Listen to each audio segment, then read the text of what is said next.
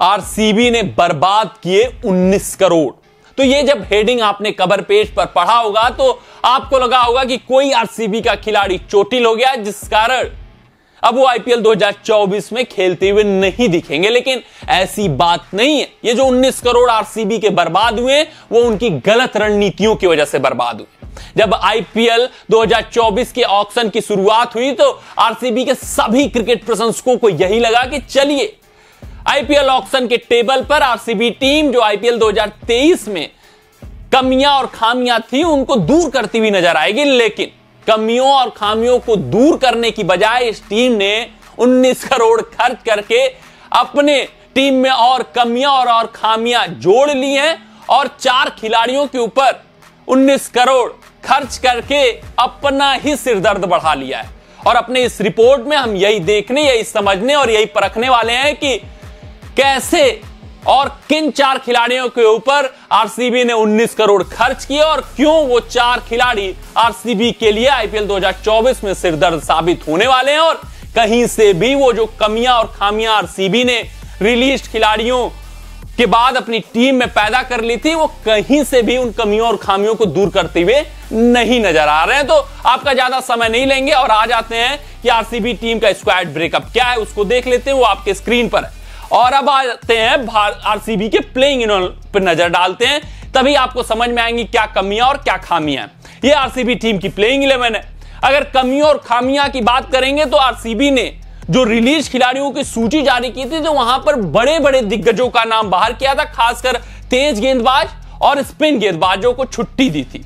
वहां पर Josh Hazlewood को बाहर किया गया, हर्षल पटेल को बाहर किया, फिर उसके बाद डेविड विले, वेन पर्नेल, ये 4 दिग्गज तेज गेंदबाजों को स्क्वाड से रिलीज किया गया।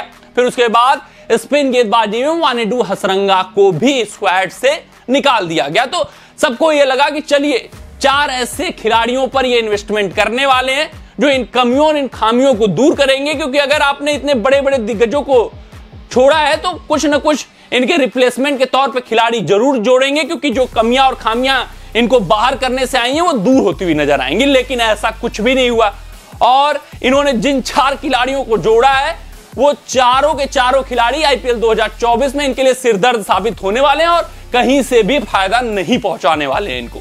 वो कैसे, पहले हम समझ लेते हैं कि एम चिन्नास्वामी की जो पिच होती है जहां पर इनको कुल 7 मुकाबले लीग फेज के खेलने और वहीं पर तय होता है कि आप टॉप 4 में पहुंचेंगे या नहीं पहुंचेंगे, क्योंकि होम ग्राउंड पे जो टीम अपने सारे मुकाबले जीत लेती है तो फिर उसके लिए टॉप 4 में क्वालिफाई करना बहुत बड़ी बात नहीं होती है। तो जो 7 मुकाबले इनको खेलना है वहां पर ऐसे गेंदबाज इनके टीम में चाहिए थे कि जो यॉर्कर्स एग्जीक्यूट कर लें, यानी कि यॉर्कर्स स्पेशलिस्ट हो, डेथ ओवर्स के स्पेशलिस्ट हो, और दूसरे ऐसे गेंदबाज इनको अपनी टीम में चाहिए थे जिसका लाई लेंथ काफी सटीक हो कि एक टिप्पे पे अगर वो बॉल फेंकने लगे तो फिर वहां से डगमगाए ना। लेकिन अगर आप इनके प्लेइंग 11 पर नजर डालेंगे तो वहां पर सिर्फ और सिर्फ रीस टॉपली है, ना विजय कुमार वैस्ट के पास लाइन लेंथ है, ना मोहम्मद सिराज के पास टी20 में लाइन लेंथ है।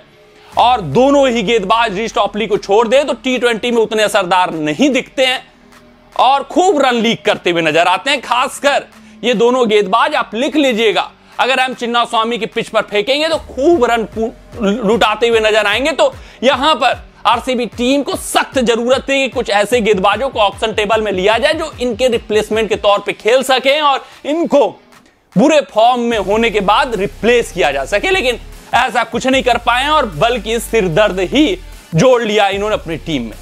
पहला खिलाड़ी जो इन्होंने ऑक्शन टेबल पे लिया है उनका नाम है एल्जारी जोसेफ। 11.5 करोड़ में अपने नाम इन्होंने किया है और इनका कोई भी उपयोगिता इस टीम में नहीं है। पहले तो ये प्लेइंग 11 में खेलते हुए नजर आएंगे क्योंकि Faf du Plessis, Glenn Maxwell, Cameron Green और रीस टॉपली, अगर ये 4 ओवरसीज खिलाड़ी हैं तो खेलेंगे ही नहीं। अगर खेले भी, रीस टॉपली चोटिल हो गए तो भैया चलो एल्जारी जोसेफ खेल गए तो फिर बेड़ा गर्क होने वाला है, क्योंकि ना इनके पास यार्कर्स हैं, लाइन लेंथ है, टिप्पे पे बॉल फेंकते हैं, लेंथ डिलीवरीज पर विश्वास करते हैं, विकेट जरूर ला कर देंगे लेकिन बहुत मार पड़ने वाली है इनको, खूब रन लीक करने वाले हैं और असरदार बिल्कुल ही एम चिन्नास्वामी की पिच पर नहीं दिखेंगे।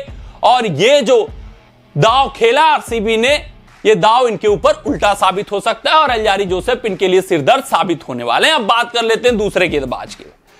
इनका नाम है यश दयाल। आप इनके बारे में जानते हैं, रिंकू सिंह ने इनको 5 छक्के मारकर मैच जिताया हुआ है, यानी कि 5 करोड़ में यश दयाल को अपने नाम करना और 7 मुकाबले एम चिन्नास्वामी के पिच पर खिलाना, ये यश दयाल के कॉन्फिडेंस के लिए एक घातक बात है कि आप आ रहे हो 5 छक्के पिटाने के बाद। आरसीबी टीम में विश्वास जताया जा रहा है आपके ऊपर 5 करोड़ खर्च करके कि अगर विजय कुमार वैश्य अच्छा नहीं फेंके तो यश दयाल के ऊपर भरोसा जताया गया है, टीम में शामिल किया जाएगा। लेकिन इनके पास भी कोई वेरिएशन नहीं है, न ये यॉर्कर्स फेंक पाते हैं, न इनका लाइन लेंथ काफी सटीक है, तो ये भी खूब रन लीक करने वाले हैं और एम चिन्नास्वामी पिच पर ये भी इफेक्टिव नहीं साबित होंगे। सेम केस लॉकी फक्सन का है, ये भी कहीं से भी उपयोगी साबित नहीं होंगे और ये नॉर्मल पिचों पर खूब रन लीक करते हैं, लाइन लेंथ इनका सटीक नहीं रहता है, 5-5 वाइड देते हुए नजर आते हैं और उसके बाद यॉर्कर्स भी बहुत ही बिरले फेंकते हैं, तो लॉकी फक्सन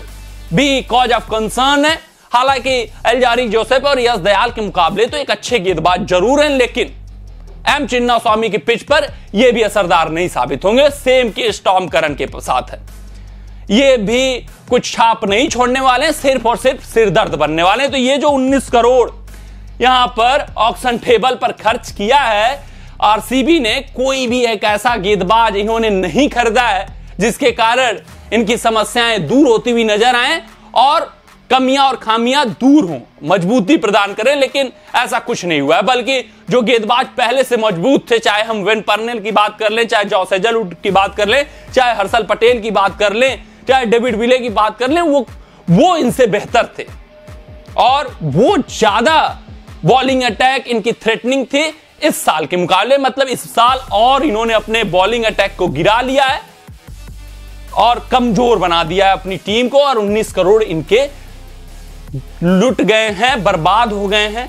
न स्पिन गेंदबाजी इनके पास अच्छी है, न तेज गेंदबाजी इनके पास अच्छी है, न बैकअप इनके पास अच्छा है। तो अब ये देखना दिलचस्प रहेगा कि इस बॉलिंग यूनिट को लेकर आरसीबी आईपीएल 2024 में कैसा प्रदर्शन करती है। तो कमेंट सेक्शन में आप भी कमेंट करके बताइएगा कि ये बॉलिंग यूनिट आरसीबी की आपको कैसी लग रही है। तो आज की अपनी इस रिपोर्ट में बस इतना ही। आप सभी अपना ध्यान दें, सुरक्षित रहें, स्वस्थ रहें, मस्त रहें।